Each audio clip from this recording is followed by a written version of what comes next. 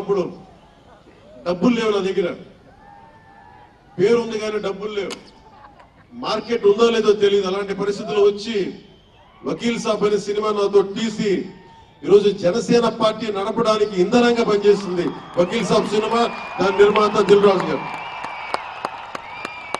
So మనస్ఫూర్తిగా వారికి నా ధన్యవాదాలు. అలాగే రామ్ చరణ్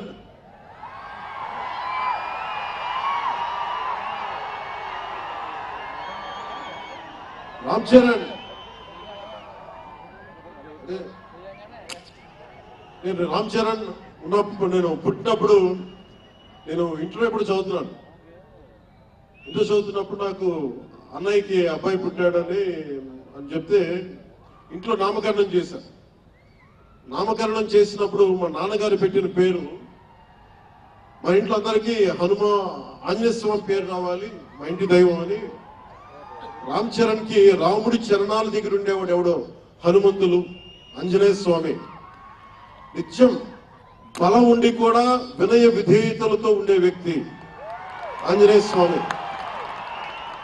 ఎంత ఎదిగినా, ఎంత శక్తివంతుడైనా, అడిమాది అష్టసిద్ధులున్నా తన శక్తి తను తెలియకుండా ఎదిగే కొద్దీ ఒదిగుండే ఆంజనేయ స్వామి లాగా ఇద్దరికి రామ్ చరణ్ అని పేరు పెట్టాలని చెప్పి మా నాన్నగారు ఆలోచన చేసి తనకి రామ్ చరణ్ అని పెట్టారు. అలాగే రామ్ చరణ్ నాకు, ఎందుకంటే నాకు చిరంజీవి గారు అన్నయ్య కాదు, పితృ సమానులు, తండ్రి సమానులు. మా వదిన నాకు మాతృమూర్తి. సో నాకు రామ్ చరణ్, నేను బాబాయ్ వీటన్నిటికంటే కూడా నాకు ఎప్పుడు ఒక తమ్ముడు.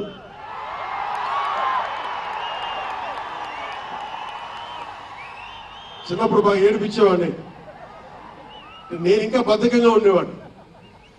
అంటే కరెక్ట్గా చెప్పాలంటే నేను తమ్ముడు సినిమాలో నా క్యారెక్టర్ లాగా ఉంటే, రామ్ చరణ్ 7 ఏళ్ల వయసు, నా రెండో కొడుకు అంత వయసు ఉండేది. ఇప్పుడు ఆ వయసులో తెల్లవారుజామున చలిలో హార్స్ రైడింగ్ నేర్చుకోవడానికి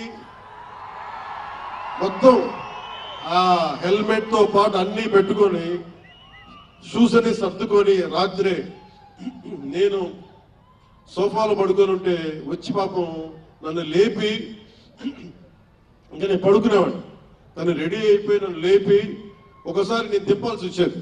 ఇష్టంతో కదా, తప్పక లేదు, తిడతారు ఇంట్లో. అంత క్రమశిక్షణతో ఉండేవాడు చిన్నప్పటి నుంచి. నాకు రామ్ చరణ్ లో నచ్చింది ఏంటంటే ఇంత ప్రతిభ